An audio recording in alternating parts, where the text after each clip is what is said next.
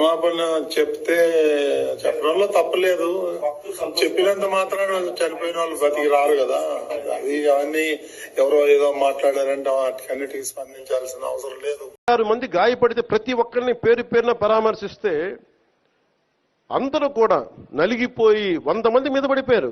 ఎంత ఉంటుంది ఒక ఆడపడుచు మీద పడిపోతే, పెద్ద ఆవిడ మీద పడిపోతే, తమిళనాడు నుంచి వచ్చారు. ఎలా ఉందమ్మా మీకంటే, கடவுள் பார்த்துருக்காங்க ஐயா, கடவுள் வெளியெடுத்துன்னு దేవుడు బయటికి తీసుకొచ్చాడు మమ్మల్ని అంటా ఉన్నా. ఎంత పెద్ద మనసుతోటి సరిగ్గా చూసుకోలేదయ్యా మమ్మల్ని. కానీ ఏం చేస్తాం, మా కర్మ ఇలా కాలింది. అది దేశం తాలూకు దౌర్భాగ్యం. ప్రజలు ఇంత బాధ్యత ఇప్పుడు కష్టం వచ్చినప్పుడు ఎంత అద్భుతంగా చెప్పారంటే నాకు కన్నీళ్ళు వచ్చినాయి. నాకు నిన్న కరిగిపోయాను నేను. వీళ్ళ క్షమాపణలు చెప్పదు ఇంకెవరికి క్షమాపణలు చెప్తాం?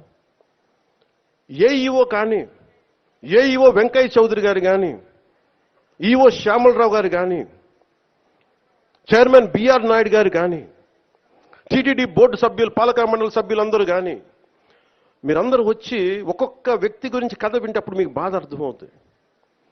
క్షమాపణలు చెప్పండి.